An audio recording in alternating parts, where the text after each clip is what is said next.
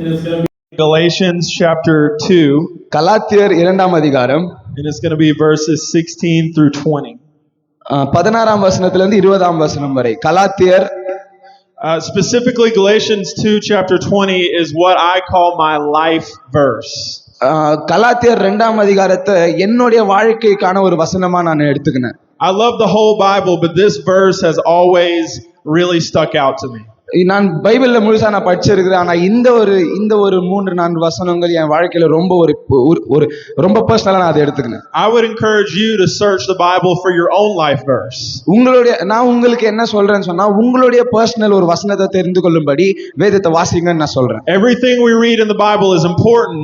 பைபிள்ல நம்ம படிக்கிற எல்லா வசனமே முக்கியம்தான். But there may be a verse or a passage that God specifically wants to make, to help define your life. ஆனா நம்ம இங்க இருக்கிற ஒருத்தருக்கும் தனித்தனியா ஆண்டவர் சில வசனங்களை வச்சு பேசுவாரு. அதை கண்டுபிடிங்கன்னு நான் சொல்றேன். So with that said, let's read Galatians 2:16 through 20. அதனால நான் என்ன சொல்றேன்னா, கலாத்தியர் 2ஆம் அதிகாரம் 16ஆம் வசனத்திலிருந்து 20ஆம் வசனம் வரை வாசிக்கலாம் விரும்புகிறேன். Starting in verse 16, Paul says, "Yet we know that a person is made right with God by faith in Jesus Christ." Just read it. Okay. Not by obeying the law, and we have believed in Christ Jesus so that we might be made right with God because of our faith in Christ, not because we have obeyed the law. For no one will ever be made right with God by obeying the law. But suppose we seek to be made right with God through faith in Christ, and then we are found guilty because we have abandoned the law. Would that mean Christ has led us into sin? Absolutely not. Rather, I am a sinner if I rebuild the old system of law I already tore down. For when I tried to keep the law, it condemned me. So I died to the law. I stopped trying to meet all its requirements so that I might live for God. And then this is Galatians 2:20. My old self has been crucified with Christ. It is no longer I who live, but Christ lives in me. So I live in this earthly body by trusting in the Son of God who loved me and gave himself for me. Yes, that'd be great. So கலாத்தியர் 2ஆம் அதிகாரம் 16லிருந்து 20 வரை. நியாயப்பிரமாணத்தின் கிரியைகளினாலே எந்த மனுஷனும் நீதிமானாக்கப்படுவதில்லை, இல்லையே கிறிஸ்துவுக்குள் நீதிமான்களாக்கப்படும்படி நாடுகிற நாமும் பாவிகளாக காணப்படுவோமானால் கிறிஸ்து பாவத்திற்கு காரணரோ அல்லவே.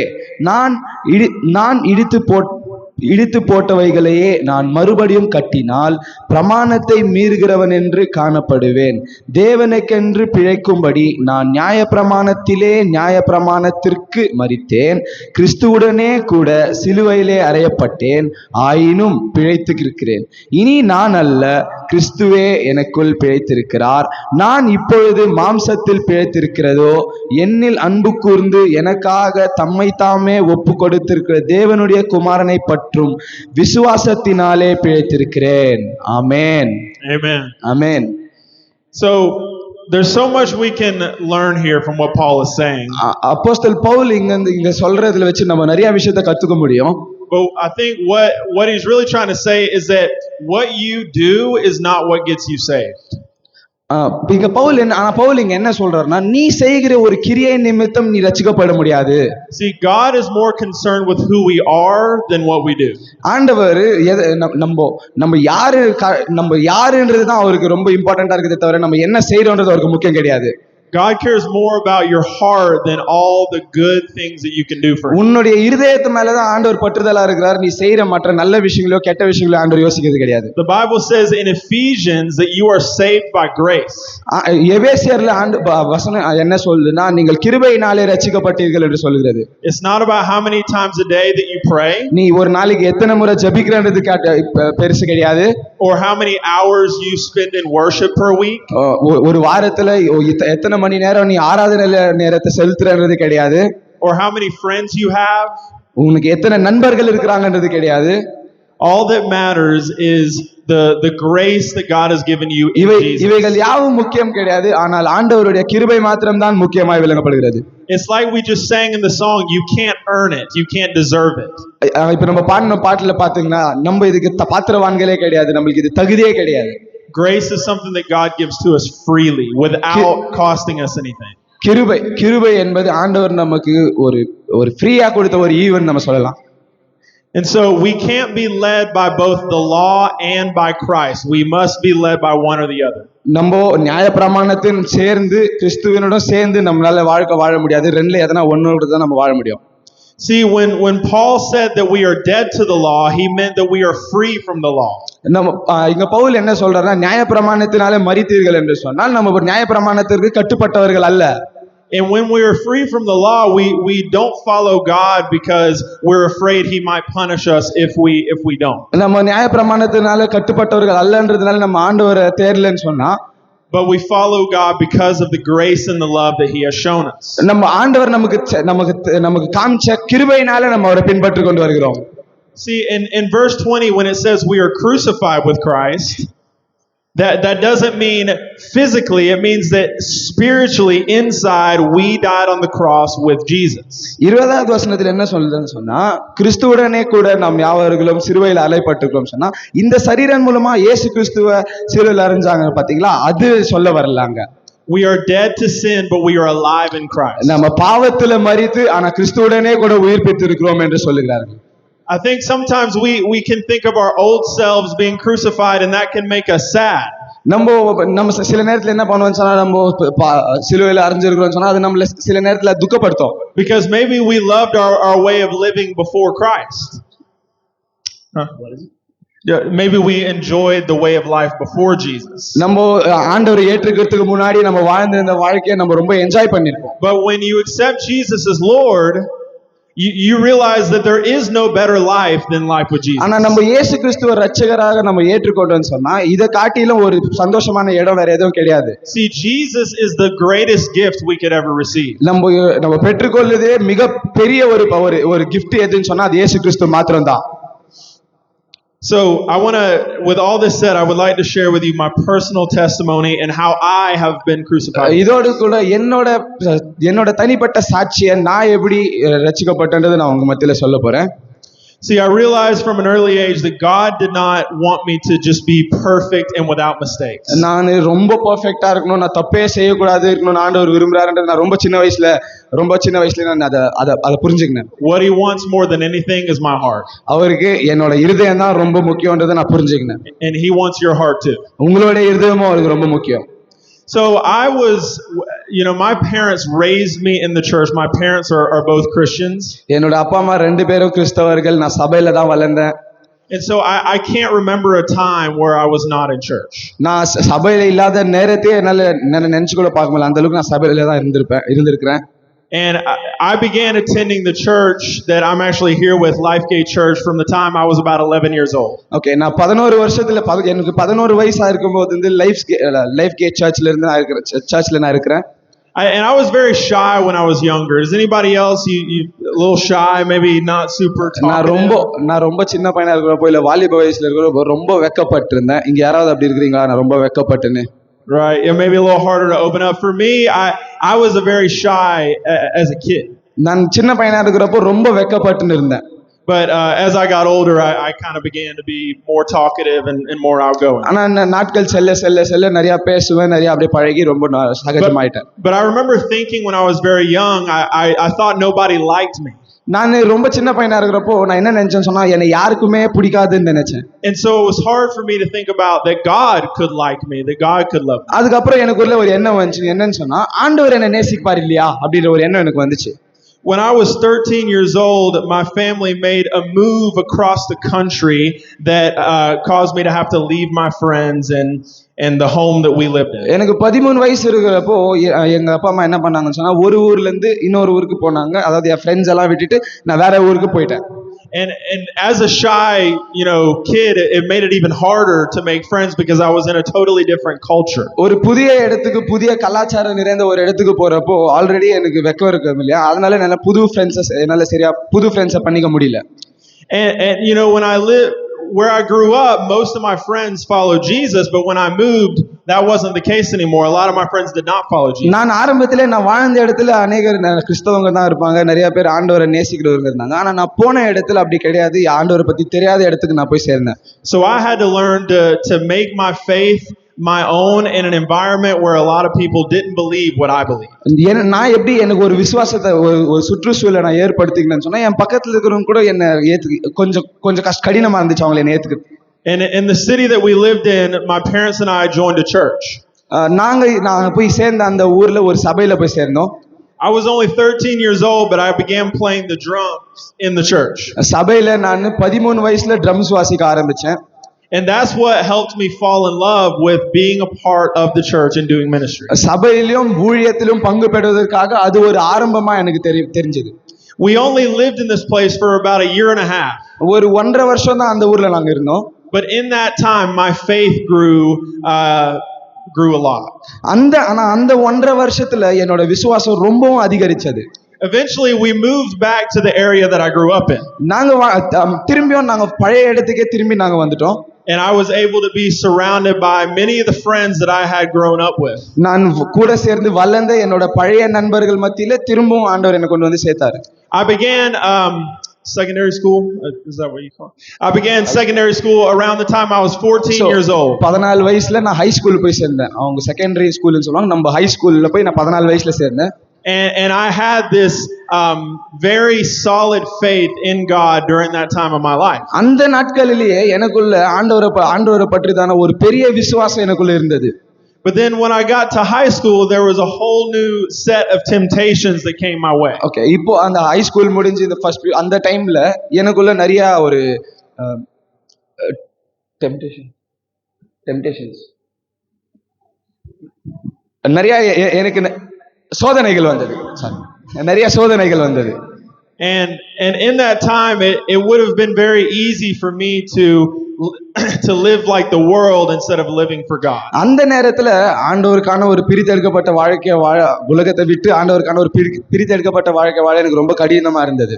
However, during this time I also, when I came back to the area that I grew up in, I began playing drums in the church again. திரும்பியும் நான் இங்க வந்ததுனால எந்த இடத்துல வளர்ந்தனோ அந்த இடத்துல சபையில நான் திரும்பியும் ட்ரம்ஸ் வாசிக்க ஆரம்பிச்சேன். And I also got involved in my church youth group. எங்களுடைய சபையினுடைய வாலிபர்களுக்கான குழுவில நான் ரொம்ப வேலை செஞ்சேன். However, in my studies I became very lazy. என்னோட படிப்புல பாத்தீங்கன்னா ரொம்ப சோம்பேறி ஆயிட்டேன். And I had to grow in that so that I could be a good student. நான் இன்னும் நல்ல ஒரு ஸ்டூடண்டா இருக்கணும்னு நான் முயற்சி எடுத்தேன். I had to put away all of the distractions and choose to focus on my studies. எனக்கு அந்த என் வாழ்க்கையில வந்த எல்லா சோதனைகள் எல்லாம் ஒரு பக்கம் தள்ளி வச்சிட்டு நான் இன்னும் நான் படிக்கணும்ன்ற ஒரு வாஞ்சை எனக்குள்ள வந்தது. And also during this time I went on 3 mission trips that helped me fall in love with telling people about Jesus. இந்த நாட்கள்ல நான் 3 மிஷன் ட்ரிப் 3 ஊழிய இதுக்காக போனேன். அது எதுக்காகன்னு சொன்னா எனக்கு ஆண்டவரை பத்தி சொல்லணும்ன்ற ஒரு வாஞ்சை எனக்குள்ள ரொம்ப இருந்தது. And I remember too, when I was around 15, I actually started a Bible study in my house with some of my friends. Yes. Okay. இப்போ எனக்கு அவருக்கு 15 வயசு இருக்கிறப்ப அவங்க வீட்ல ஒரு பைபிள் ஸ்டடியை அவங்க ஃப்ரெண்ட்ஸ் மத்தியில அவர் ஆரம்பிச்சாரு. So I love telling people about Jesus, and I loved reading the Bible with my friends. நான் ஆண்டவரை பத்தி என்னோட நண்பர்களுக்கு சொல்றதுக்கும் அவங்களுக்கு வேதத்தை வாசிக்கிறதுக்கும் எனக்கு ரொம்ப பிடிக்கும். And really what God was doing was building in me a desire to build his church. ஆண்டவருடைய சபையை கட்டறதுக்கான ஒரு வாஞ்சையை ஆண்டவர் எனக்குள்ள ஃபர்ஸ்ட் கட்டினு இருந்தாரு. And so I finally got to the point where it was time for me to graduate. I was about 18 years old. நான் ஒரு 18 வயசா இருக்கும்போது கிராஜுவேட் ஆவற ஸ்கூல் முடிக்கிற அந்த டைம்ல and I didn't really know what I wanted to do with my life. என்னோட வாழ்க்கையில நான் என்ன பண்ணனும்ன்ற ஒரு தெளிவே எனக்கு இல்ல 18 வயசுல. I didn't know how I was going to earn money. I didn't know what my job was going to be. நான் எப்படி சம்பாதிக்க போறேன், நான் என்ன வேலைக்கு போறேன்ற ஒரு சிந்தனை கூட எனக்கு இல்ல. எதுமே தோணல. But I did know that I loved Jesus and I trusted him with my life. ஆனா எனக்கு ஒரே ஒரு விஷயம் மாத்திரம் தெரிஞ்சது. அது என்னன்னு சொன்னா நான் ஆண்டவரை நேசிக்கிறேன், அவர் என் வாழ்க்கையை பார்த்துப்பாரு. There was actually a time where I thought that I was going to be a full-time missionary. ஒரு நேரம் வந்துச்சு, அது ஒரு ஃபுல் டைம் மிஷனரியா நான் மாற போறேன்ற ஒரு நேரம் வந்துச்சு. And I actually got to work at a summer camp in the United States telling kids about Jesus. சம்மர்ல இந்த கேம்ப்லாம் இருப்பாங்க பாத்தீங்களா, அந்த டைம்ல ஆண்டவர் நல்லவர்னு சொல்ற ஒரு வாய்ப்பு எனக்கு கிடைச்சிச்சு. However, even though I was feeling this call to ministry, I decided to go to a secular school. இந்த ஒரு வாஞ்சை ஊழியம் செய்கிற அந்த வாஞ்சை எனக்கு இருக்குதுன்னு தெரிஞ்சோ நான் ஒரு ஸ்கூலுக்கு நான் போனேன். There were many jobs that I considered. A teacher was one. எனக்கு நிறைய வேலை கிடைச்சது. அதுல ஒண்ணு ஒரு teacher. I wanted to be I love sports, so I wanted to write about sports for newspapers. எனக்கு ஸ்போர்ட்ஸ் விளையாட்டுனா ரொம்ப பிடிக்கும். அதனால நான் விளையாட்டை பத்தி எழுதுறதுக்காக எனக்கு ஒரு வாய்ப்பு இருந்துச்சு. And many other things. வேற விஷயங்கள்லாம் கூட என் வாழ்க்கையில இருந்துச்சு. இதெல்லாம் கூட செய்ய முடிஞ்சிருக்கும். But eventually I realized you can't run from the call of God. ஆனா அப்பதான் எனக்கு ஒரு விஷயம் புரிஞ்சிச்சு. ஆண்டவருடைய அழைப்பிலிருந்து இருந்து தூர உன்னால ஓடவே முடியாது. And so after a year at the school that I attended, I actually ended up moving back home with my parents.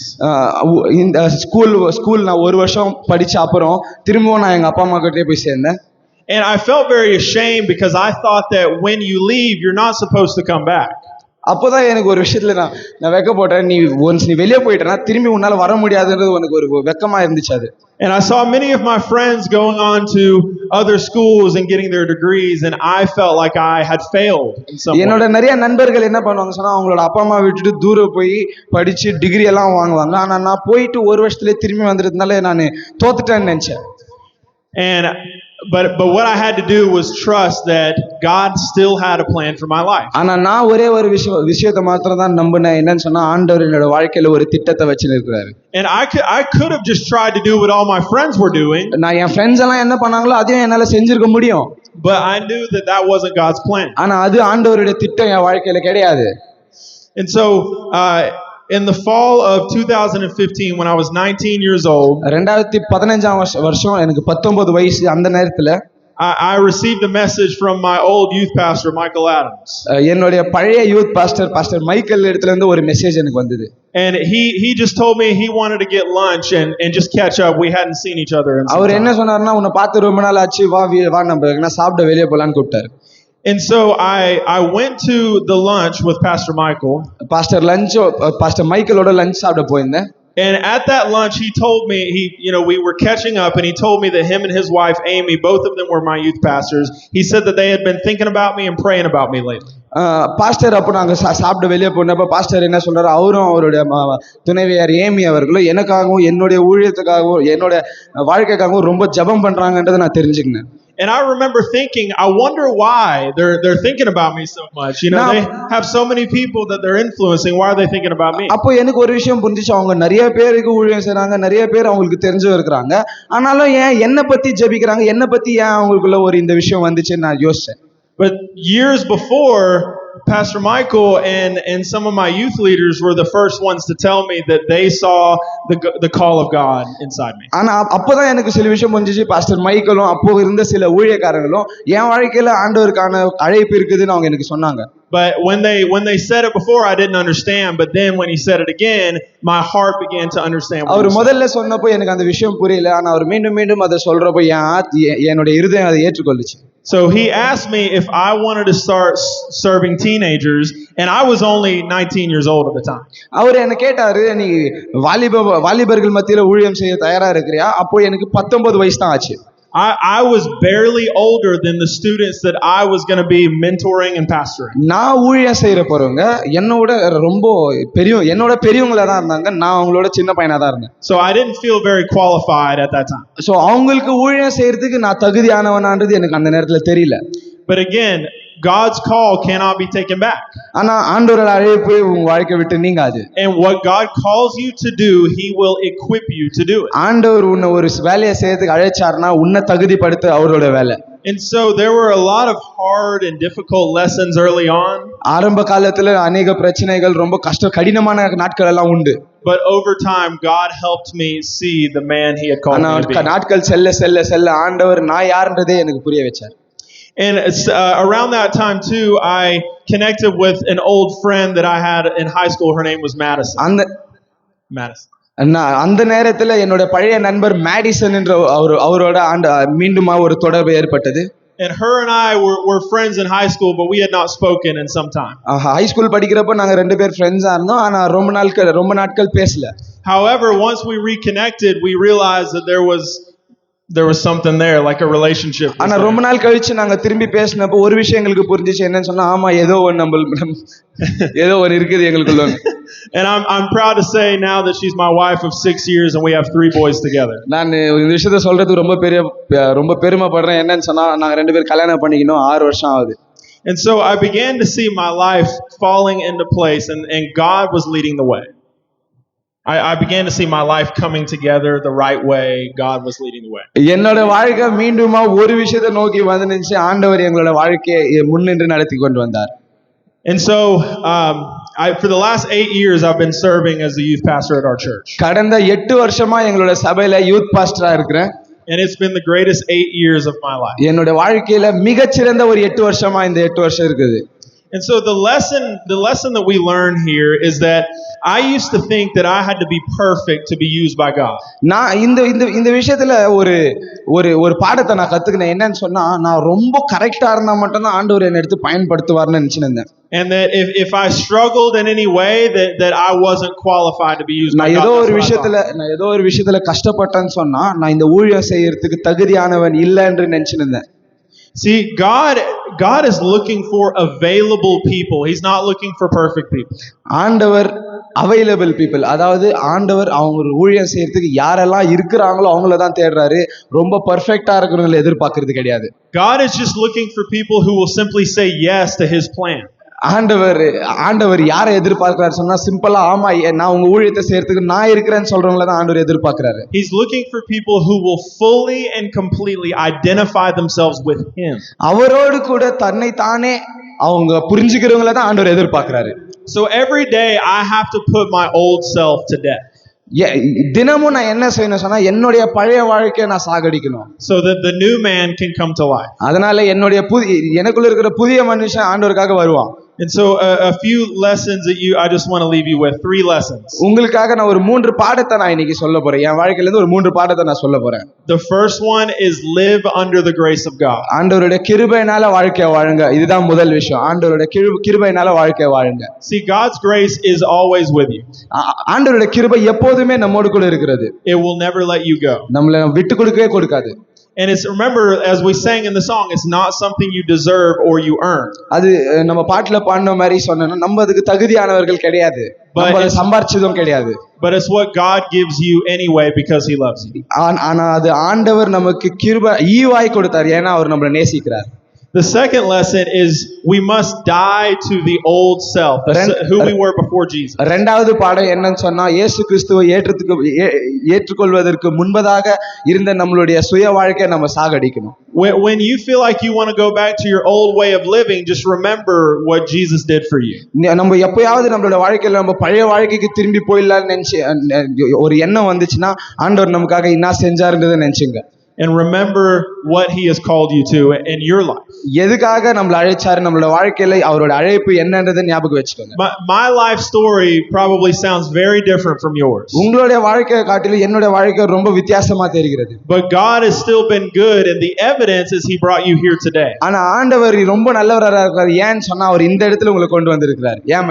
என்ன உங்களை இடத்துல கொண்டு வந்திருக்காரு. No matter what difficulties you have faced in your life, நம்மளோட வாழ்க்கையில நம்ம என்ன பிரச்சனை சந்திச்சிருந்தாலும் சரி, God has still been faithful. ஆண்டவர் இன்னும் நம்மளுக்கு அவர் உண்மையுள்ளவரா இருக்கிறார். And the third lesson is walk in the anointing that is on your life. மூன்றாவது பாடம் என்னன்னு சொன்னா நமக்குள்ள இருக்கிற அபிஷேகத்தின்படி நடக்கணும். See, every single person in this room, you're gifted in different and unique ways. இந்த ரூம்ல இருக்கிற தனித்தனி ஒருத்தரும் தனித்தனி நபருக்கும் ஆண்டவர் தனித்தனி அபிஷேகத்தை வச்சிருக்கிறார். Some of you may be artistic. சில பேர் இதுல ஆர்டிஸ்டா இருக்கலாம். Some of you may be musical. சில பேர் மியூசிக்ல நல்லா வாசிக்கலாம், இசை வாசிக்கலாம். Some of you may be athletic. சில பேர் இதுல ஸ்போர்ட்ஸ்ல இருக்கலாம். I heard that Joseph here is really good at cricket. We're going to find out this week. And so no matter what, you've all been uniquely gifted by God. என்ன இருந்தாலும் சரி, ஆனா ஆண்டவரோட பார்வையில நம்ம எல்லாருக்குமே தனித்தனியா ஒரு டாலன்ட் இருக்குது. And it's your responsibility to walk out the purpose that he's given you. நம்ம அந்த திட்டத்தின்படி நடக்கிறது நம்மளுடைய கடமையா இருக்கிறது. No one else can do it for you. வேற யாரும் நம்மளுக்காக அதை செய்ய மாட்டாங்க, நம்ம தான் செய்யணும். Your brother or sister, they can't live your purpose. உன்னுடைய அண்ணனோ அக்காவோ தங்கச்சியோ யாரோ உன்னுடைய திட்டத்தை வாழ முடியாது. Your friends can't do it. உன்னுடைய நண்பர்கள் யாரும் உன்னோட திட்டத்தை வாழ முடியாது. Your parents can't do it. உன்னுடைய பெற்றோர்கள் வாழ முடியாது. Your pastor can't do it. உன்னுடைய போதகர், உன்னுடைய பாஸ்டர் கூட வாழ முடியாது. Only you can நீ live out the மட்டும் தான் purpose உன்னுடைய of your life. திட்டத்தின்படி வாழ முடியும். So I want to thank you so much for allowing me to share with you this morning. And ஆண்டவருடைய is it okay if I pray? S pastor. Okay. இந்த காலை வேளையில உங்க மத்தியில என்ன பேச அழைச்சதுக்காக நான் நன்றி செலுத்துகிறேன். நான் இப்போ உங்களுக்காக ஜெபிக்க போறேன். Okay. I want to pray for you. உங்களுக்காக நான் ஜெபிக்க போறேன். Bow our heads. கண்களை மூடலாமா? Dear Jesus, இயேசு கிறிஸ்துவே, I thank you for every person in this room. இந்த அறையில இருக்கிற ஒவ்வொருத்தருக்காக நான் நன்றி செலுத்துகிறேன் அப்பா. I specifically thank you for the young people. வாலிபர்களா இருக்கிறவங்களுக்காக நான் வேண்டிக் கொள்கிறேன். Thank you for the plans you have for their lives. அவர்களுடைய வாழ்க்கையில நீர் வைத்துக் கொண்டிருக்கிற திட்டத்திற்காக நன்றி. Thank you that they are crucified in Christ. அவர்கள் கிறிஸ்துவினாலே அவர்கள் சிலுவையில் அறையப்பட்டிருக்கிறதுக்காக நன்றி. They belong to you. அவர்கள் உமக்கென்றவர்கள். They are your children. அவர்கள் உம்முடையவர்கள், அவர்கள் உம்முடைய பிள்ளைகள். And you have a perfect plan for their lives. அவர்களுக்கென்று உம்முடைய திட்டத்தை நீர் வைத்துக் கொண்டிருக்கிறீர். They may not see it yet. அவர்கள் இன்னும் அந்த திட்டத்தை பார்க்கலனாலும் பரவாயில்ல. They may not understand it. அதை இன்னும் புரிந்து கொள்ளவில்லை. But I pray that they trust you no matter what. ஆனா என்ன ஆனாலும் சரி உங்களை அவங்க விசுவாசிப்பாங்க, நம்புவாங்க. நான் விசுவாசிக்கிறேன். Because you are a good father. ஏன் சொன்னா நீங்க நல்ல தகப்பன். You are a loving savior. நீர் ஒரு நீர் நேசிக்கிற இரட்சகர். We thank you for your presence here today. இந்த அறையில் உம்முடைய பிரசன்னம் இருந்ததற்காக நன்றி தகப்பனே. In the mighty name of Jesus. இயேசு கிறிஸ்துவின் நாமத்திலே ஜெபிக்கிறோம். Amen. Amen. Amen. Thank you all so much. Thank you pastor. Thank you. ஜோரா ஒரு முறை கரங்களை தட்டி நன்றி செலுத்தலாமா?